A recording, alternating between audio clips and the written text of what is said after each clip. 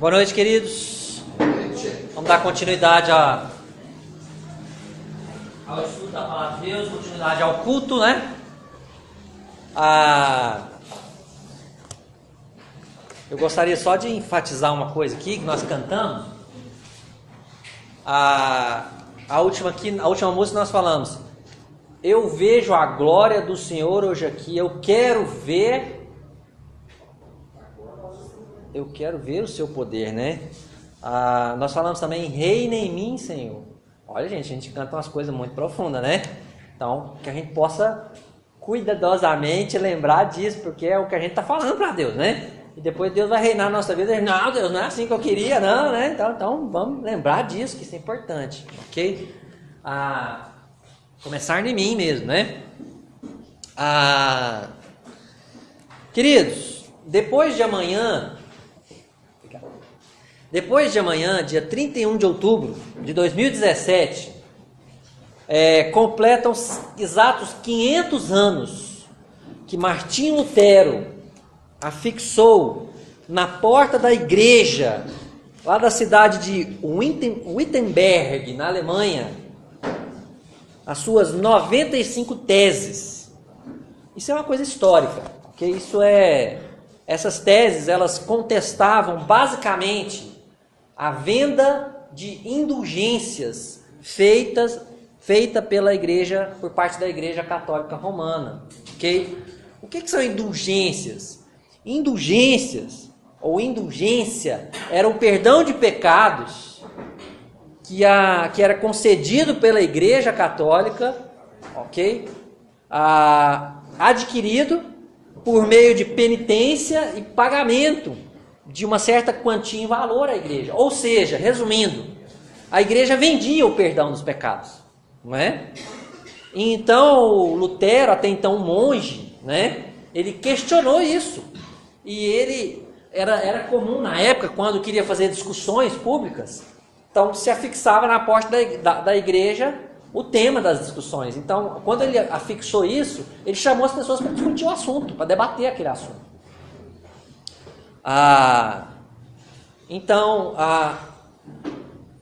Apesar de haver já anteriormente, antes de Lutero, vários outros homens, né, de Deus se movimentando, né, em direção ao retorno à palavra de Deus, né? Este evento, né, da afixação das 95 teses lá na igreja de Wittenberg, na Alemanha, ele ficou marcado como o início da Reforma Protestante, ok? Em 31 de outubro de 1517, ok?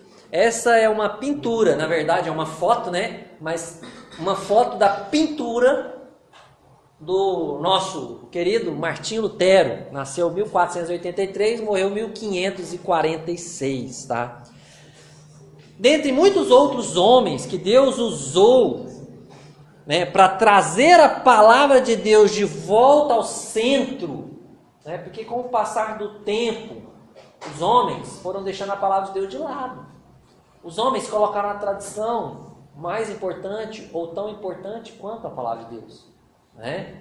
E deixaram com que a carne influenciasse, né, a direção do viver deles. Então, dentre muitos outros homens, além de Lutero, nós também vamos chamar a atenção aqui para João Calvino, ou Jean Calvin, né, francês, né, que Deus levou para a Suíça. Ele foi um grande pregador da palavra de Deus, né, um grande pastor, um grande teólogo, ok? E junto com Lutero, foi um dos dois mais famosos reformadores da igreja, ok? Eu quero citar dois fatos aqui importantes, são históricos, não estou citando fatos históricos, mas vocês vão entender o motivo, tá? Em 1610, um camarada, discípulos de um homem chamado Jacó, não é o Jacó que não, tá? Jacó Armínio, eles apresentaram um artigo às autoridades da Holanda. Eles moravam na Holanda, e esse artigo foi assinado por 46 pastores, ministros, ok? Este artigo ele atacava as doutrinas bíblicas da salvação, especialmente falando, tá? Em pontos muito importantes. Isso causou grande polêmica na igreja da época. A igreja ainda era jovem, né? A igreja reformada, a igreja protestante, ainda era jovem. Isso causou já uma grande polêmica na igreja. 1610. 8 anos depois, em 1618, também na Holanda, foi realizado um sínodo, uma grande assembleia, né? Chamado Sínodo de Dort, conhecido como Sínodo de Dort, onde pastores de 8 países diferentes se reuniram para debater essa controvérsia causada pelos discípulos de Armínio. Irmãos, se vocês acharam que a assembleia de hoje foi demorada, essa assembleia durou só 6 meses, ok? Foram 154 reuniões, ok? Para debater essas doutrinas arminianas. Ei, Everton, sei lá, irmão. Ô, pensa. Amém. 154 reuniões. No final desse sínodo, ok?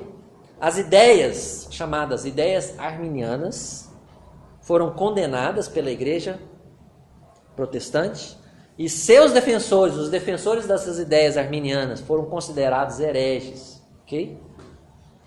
Então, como resultado desse sínodo, foram formulados os conhecidos 5 pontos do calvinismo, ok? Os 5 pontos do calvinismo, na verdade, foram uma resposta às doutrinas arminianas, ok? Esse, como nós conhecemos hoje, que eu vou citar aqui, ok? Basicamente, eles falam sobre a doutrina da salvação, tá? Eis os pontos. Primeiro ponto, depravação total. Segundo ponto, eleição incondicional. Terceiro ponto, expiação limitada. Quarto ponto, graça irresistível. Quinto ponto, perseverança dos santos. Então, em celebração aos 500 anos da Reforma Protestante e com o objetivo de compreendermos com mais profundidade a doutrina da salvação ou a soteriologia, ok? Doutrina da salvação. Durante os próximos 5 domingos, incluindo hoje, nós vamos estudar esses 5 pontos. Esse foi um estudo que nós fizemos esse ano, eu e o Westerman, nós gastamos alguns meses estudando. Eu tenho um livro, né? Os 5 pontos do calvinismo. Existem muitos livros que falam sobre eles. Eu tenho um, tá? Quem tiver interesse de ler depois que terminar essa série de estudos, eu posso emprestar, tá? Irmãos, eu quero afirmar uma coisa bem interessante, bem importante aqui, tá? Esses 5 pontos, eles estão bem no centro da teologia bíblica, ok? Eles não são insignificantes, não são simplesmente teoria, ok? Eu quero que vocês levem isso a sério. A nossa posição sobre esses pontos que nós vamos explicar, tá? Ela afeta profundamente o nosso ponto de vista sobre Deus, sobre o homem, sobre a salvação, sobre a expiação, sobre a vida eterna, sobre a segurança da salvação. Então a gente precisa estudar isso e compreender o que a Bíblia diz sobre salvação, ok? Às vezes tem gente que fala assim, não, o importante não é teologia não, o importante é o amor. Isso não é verdade. A Bíblia fala que teologia é muito importante. E conhecereis a verdade. E a verdade, precisamos conhecer a verdade. Esclarecidos sobre o que a Bíblia ensina, ok? Olha só, sei que é um culto. É para entender que ainda existe pessoas que defendem também o arminiano, né? Sem saber que está defendendo o arminianismo, eles defendem esses ensinos, ok? E nós vamos ver isso. Quero convidar você para abrir sua Bíblia comigo em Romanos, capítulo 3. Hoje nós vamos falar sobre depravação total.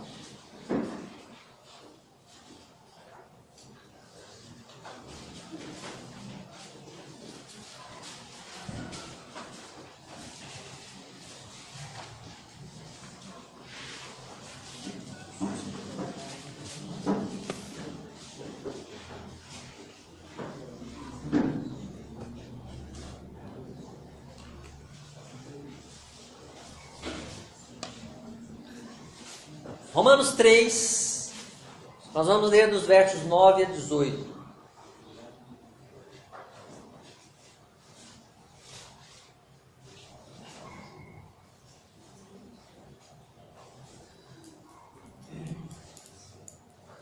Romanos 3, a partir do verso 9, diz o seguinte. Romanos 3, a partir do verso 9.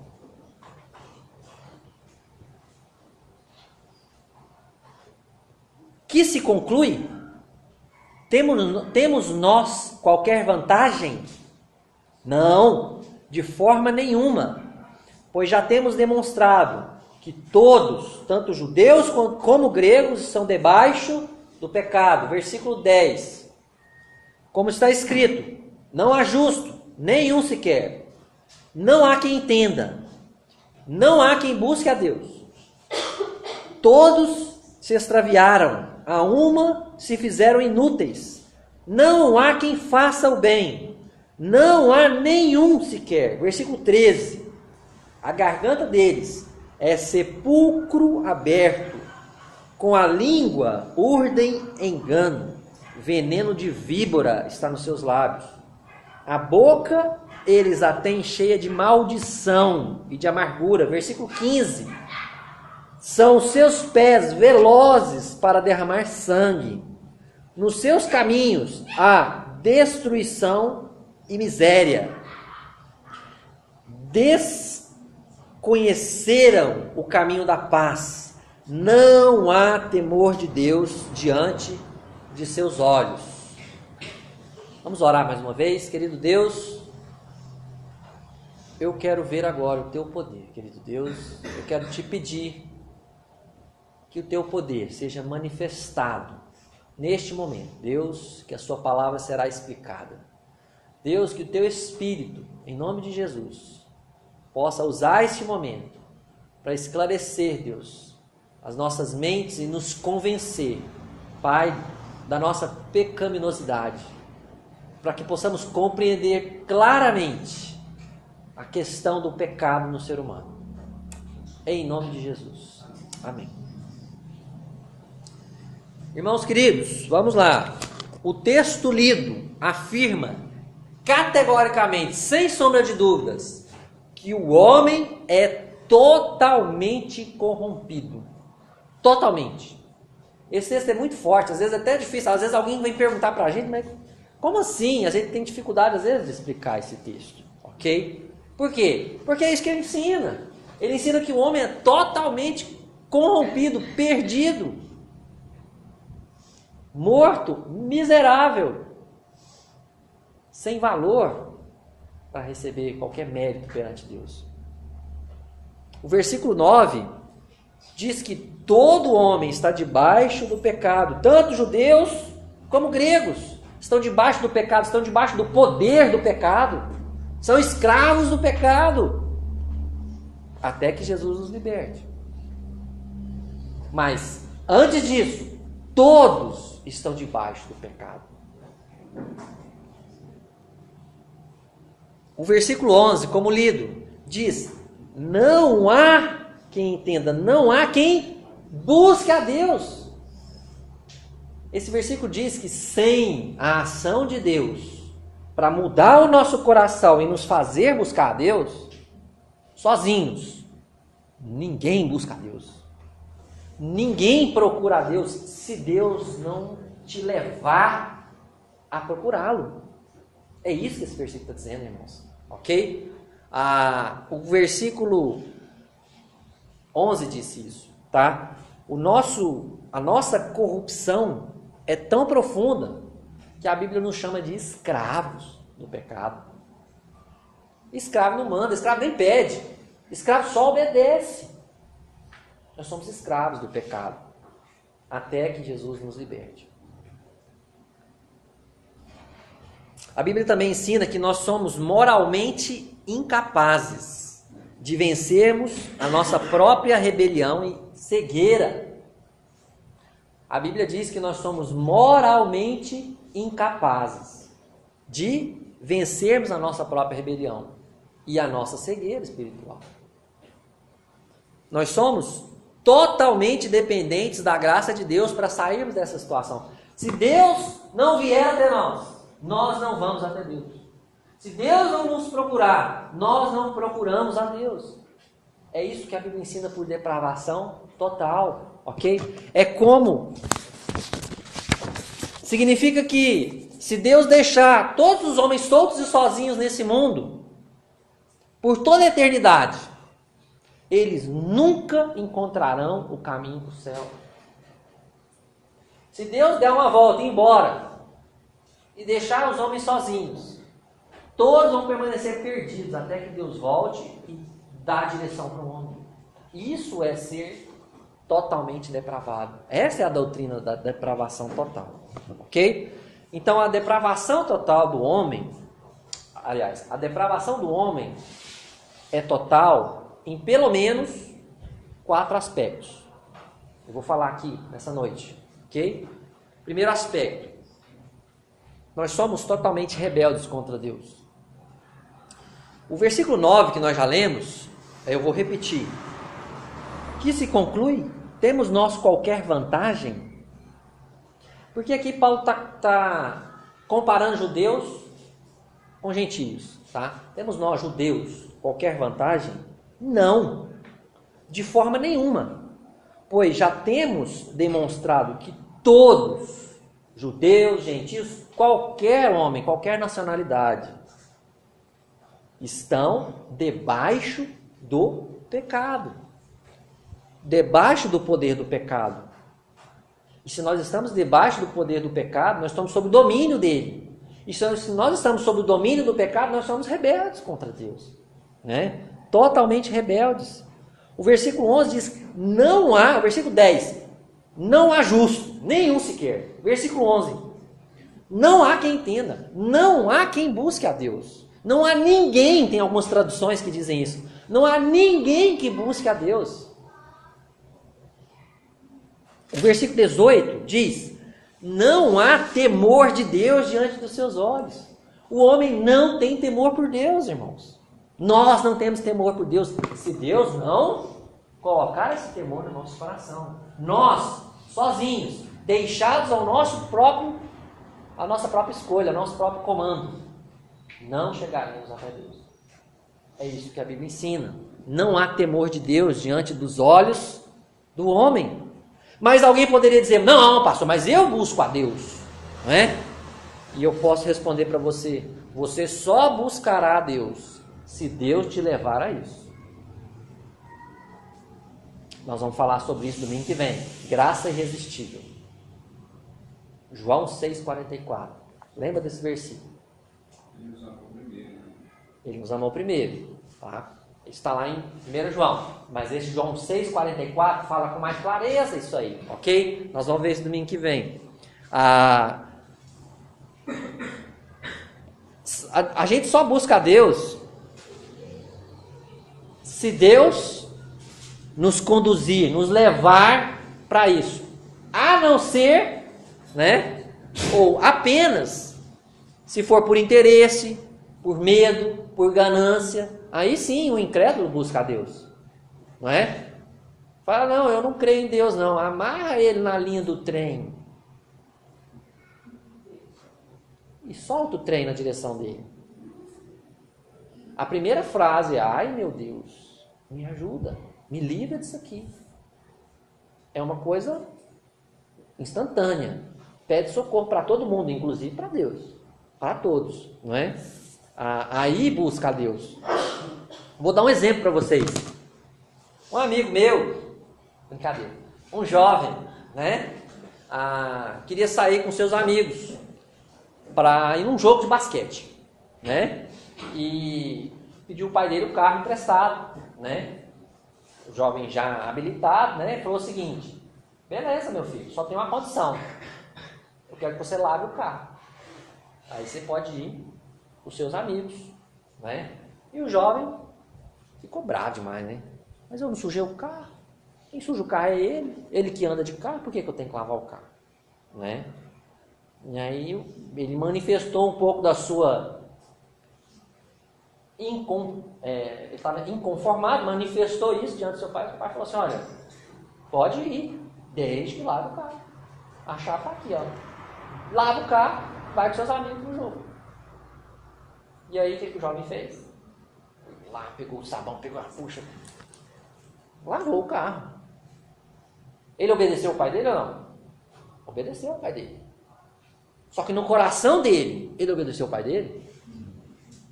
No coração, ele estava inconformado com o pai dele. Ele estava rebelde contra o pai dele. Ele não fez aquilo por amor ao pai dele. Ele fez aquilo por interesse, porque ele queria ir no jogo. Porque ele queria levar os amigos dele com ele no jogo. E porque ele queria ir de carro no jogo. Não é? Assim é o homem. Não é? O homem busca a Deus quando tem algum interesse, né? Quando tem algum motivo por trás. Ou quando Deus o leva a isso, né? Sozinho, sem a interferência de Deus, o homem não procura a Deus. É o que a gente vê aqui em Romanos 3, ok? Então, a depravação do homem é total em 4 aspectos. Primeiro aspecto, somos totalmente rebeldes contra Deus. É a nossa natureza. Nascemos assim, em rebeldia contra Deus. Isso a gente pode ver com os nossos filhos, né? Os nossos filhos nascem rebeldes contra os pais. E crescem rebeldes contra os pais, né? E às vezes morrem rebeldes contra os pais. Você pega um bebezinho, desde pequeno, na mais tenra idade, aprende a desobedecer, aprende a teimar. Porque é a nossa natureza, nascemos assim, rebeldes, não é? Segundo aspecto da depravação total do homem é que tudo o que nós fazemos é pecado. Esse é difícil, né? Como assim, pastor? Tudo que nós fazemos é pecado.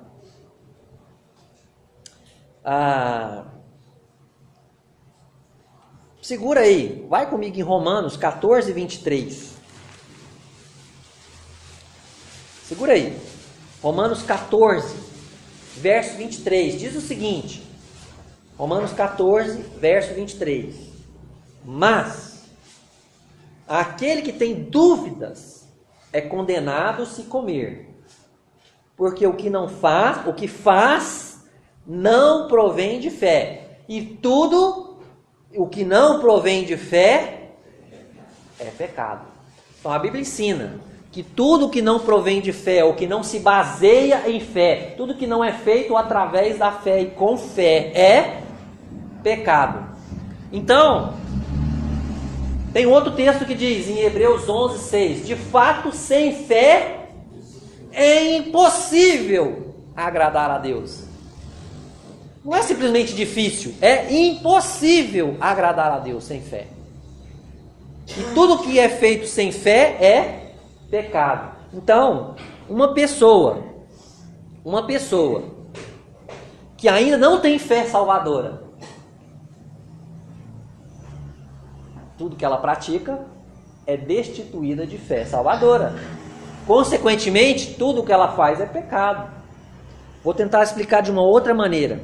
Uma pessoa que não tem fé salvadora, uma pessoa que é incrédula, que é perdida, a sua vida não é agradável a Deus, porque essa pessoa é rebelde contra Deus ainda. Ela não foi reconciliada com Deus, ela não foi perdoada dos seus pecados, não é?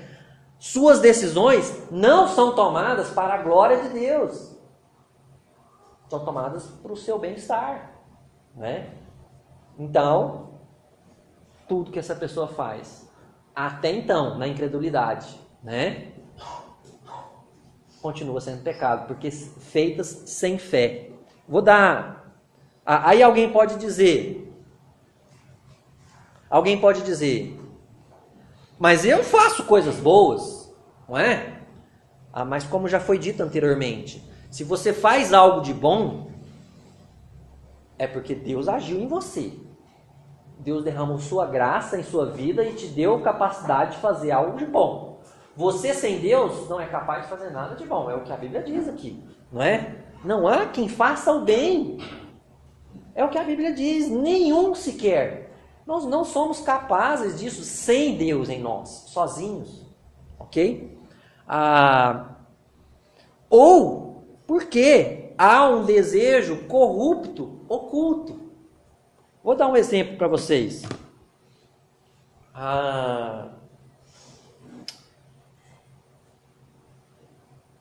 de repente, um grupo, vamos fazer um hospital, vamos construir um hospital beneficente, né? Um hospital para acolher pessoas que não precisam pagar, né? Vamos lá, então, um grupo de empresários, né? Juntam e constroem um hospital. Nossa, mas que bênção, né? Boas obras, que ações maravilhosas, não é? Tá ajudando as pessoas e tudo mais, né? E aí, depois você vai perceber que esse grupo de empresários, eles foram lá é uma ilustração que eu estou trazendo, ok? Esse grupo de empresários foram lá na prefeitura e falaram, nós queremos isenção de impostos, nós queremos benefícios, nós queremos isso, nós queremos aquilo. Irmãos, infelizmente, essa é a raça humana. Ela quer algo em troca do bem que faz. Às vezes ela quer apenas um reconhecimento. Ela quer que alguém, igual quando Jesus falou dos ricos que davam oferta lá no templo, eles jogavam as moedas para fazer barulho, para as pessoas falarem, nossa, olha como eles dão muito dinheiro, né? Às vezes o ser humano, ele quer que alguém chegue nele e fale, ó, pastor, mas que pregação boa, hein, pastor? Aí o pastor vai para casa e pensa, né? O ser humano é assim, sem Deus, né? Tudo que nós fazemos sem Deus é pecado. Até o bem que nós fazemos, ele está corrompido, ele tem um mal atrás dele, uma segunda intenção por trás dele. Tá? Esse é o segundo aspecto da depravação total do homem. O terceiro aspecto é que nós somos totalmente incapazes, não simplesmente temos dificuldade, nós somos totalmente incapazes de nos submeter a Deus e de fazer o bem, né? Romanos, volta aí, Romanos 7, o verso 18 diz o seguinte, Romanos 7, verso 18 diz o seguinte, esse versículo é muito forte, Romanos 7, verso 18,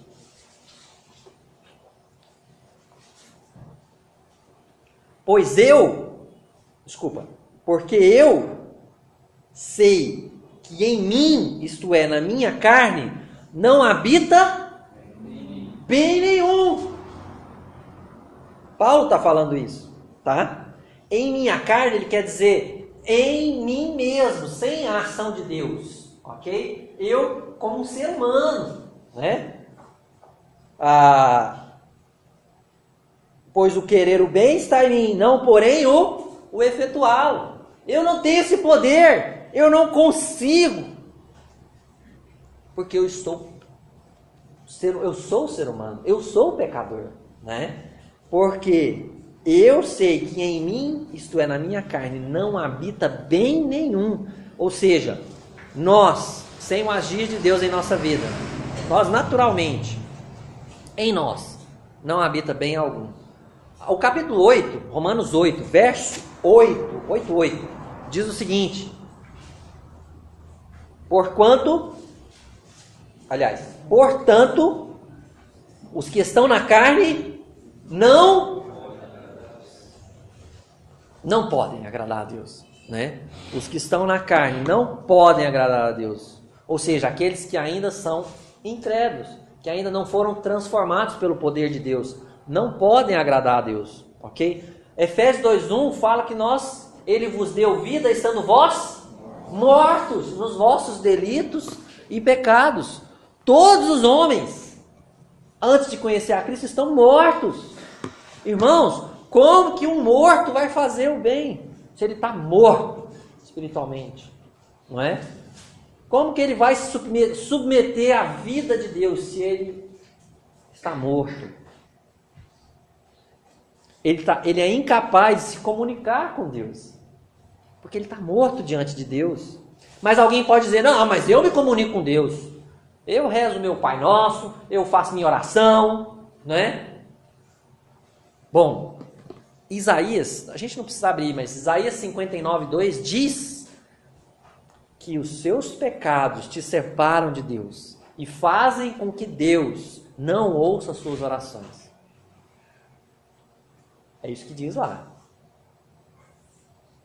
Para comunicar-se com Deus é preciso o agir de Deus, trazendo você para perto dele, quebrando o seu coração, convencendo você do seu pecado, quebrando a resistência do seu coração, e você se abre para o Senhor, aí você tem comunicação com Deus. Antes disso, a Bíblia fala que as nossas orações não passam do teto, porque o nosso pecado nos afasta de Deus.